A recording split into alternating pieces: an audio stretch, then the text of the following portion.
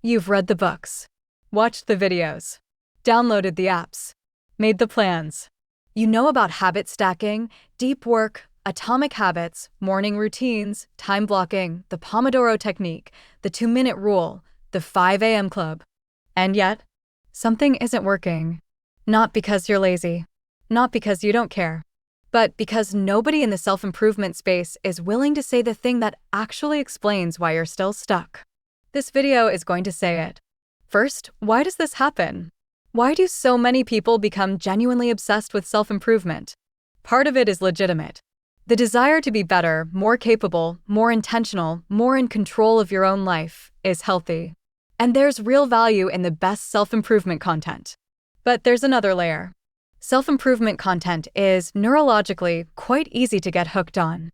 Every book, video, and podcast offers a version of the same promise. Your life could be significantly better. And your brain responds to that promise the same way it responds to any reward signal, with dopamine. The insight itself feels good. The idea of changing feels good. The plan you write down feels good. The course you enroll in feels good. And here's the problem with things that feel good before they require effort. They become a destination rather than a departure point. You start consuming self-improvement content not to change, but because consuming it feels like changing. The act of learning becomes a substitute for the act of doing. There's even a name for this in psychology: imposter productivity. The feeling of being productive without the output that should accompany it. And the self-improvement industry, worth billions of dollars, is, in large part, built on selling that feeling. Not the change. The feeling of being about to change. Self-improvement content has a specific content formula. Find a successful person. Document their habits. Present those habits as the reason for their success. Invite the viewer to replicate them.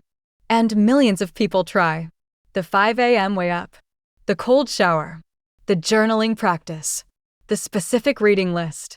The exact productivity system. And most of them see minimal results. Why? Because you're copying outputs, not inputs.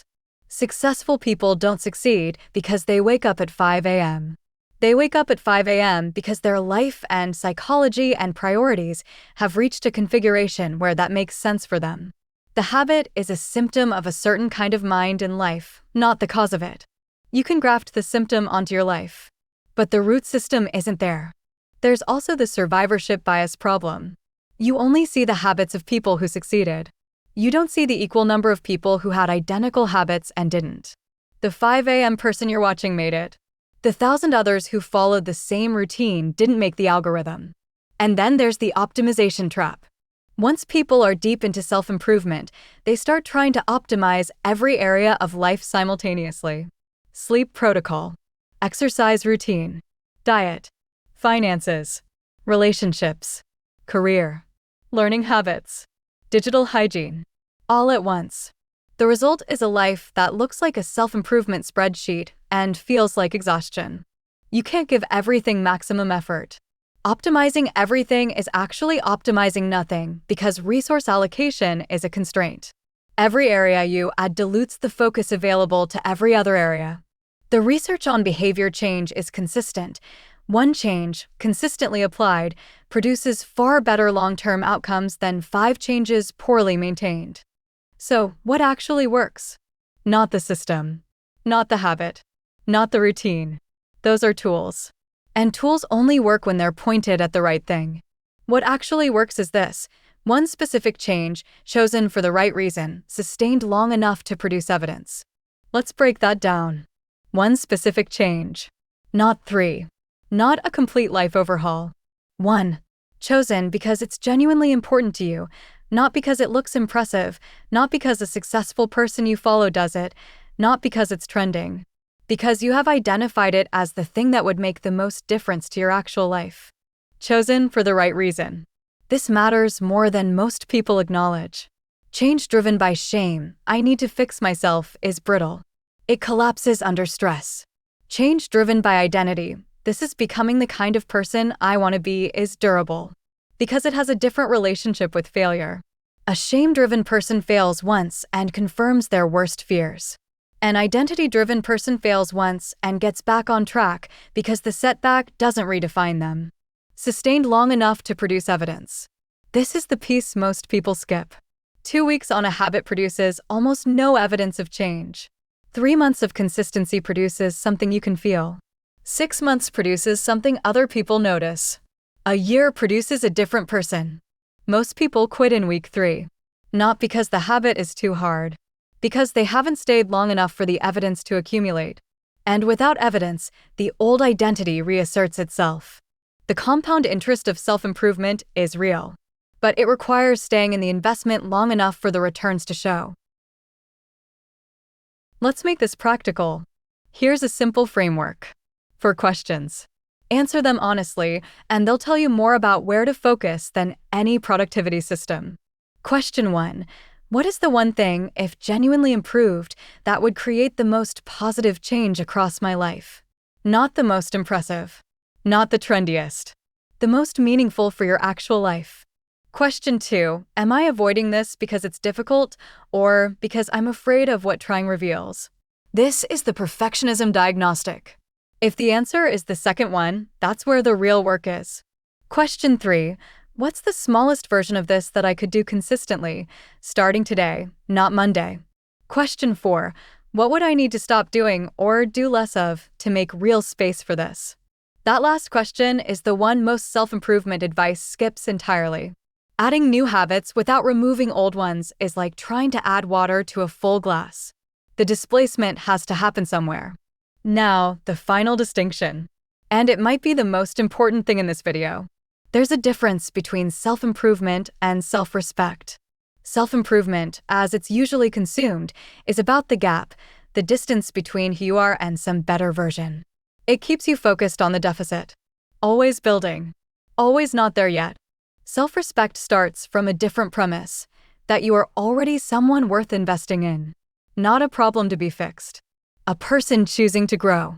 That shift from deficit to investment changes everything about how you show up. The person trying to fix themselves abandons the plan the moment they slip up, because the slip-up confirms they were broken. The person investing in themselves adjusts and continues, because one missed day doesn't erase the investment. The goal isn't to improve yourself until you're acceptable. The goal is to respect yourself enough to build the life you're actually capable of. Here's what I want to leave you with. The self-improvement industry has done something quietly damaging. Not maliciously, but structurally. It's convinced millions of people that they need to be fixed. That there's a gap between who they are and who they should be, and that gap is a problem requiring a solution, which the next book, course, or system might provide. And so people spend years in a state of self-directed dissatisfaction, constantly improving, never quite there. Always one system away from feeling okay. That's not a path to a better life. That's a treadmill with a slightly better view. The actual alternative isn't giving up on growth. It's changing your relationship with it. From consuming to doing. From planning to starting. From copying to finding your own direction. From shame to respect. From the next Monday to today. You don't need more content about how to change. You need one specific, honest decision about what actually matters to you and the willingness to stay with it past week 3. That's the harsh truth. And the hopeful truth, the one that doesn't get said enough, is this. The version of you that's genuinely capable of the life you keep planning is not far away. It's not behind a paywall or in the next book. It's behind one thing. Consistent action. On the thing that actually matters. Starting today.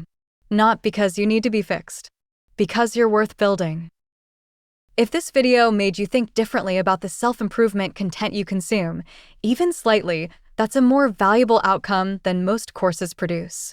Here's your one action from today. Answer question 3 from earlier. What is the smallest version of the most important change you could start today? Not Monday. Today. Write it down. One sentence. Then do it. If this video gave you something worth keeping, hit the like button. It takes 2 seconds and genuinely helps this channel reach more people. Subscribe to Goal Getter Guild for more honest, psychologically grounded videos on building a life that actually moves. New video every week. And leave a comment. What's the one thing you keep restarting with every Monday? Drop it below. Making it visible is the first act of taking it seriously. I'll see you in the next one.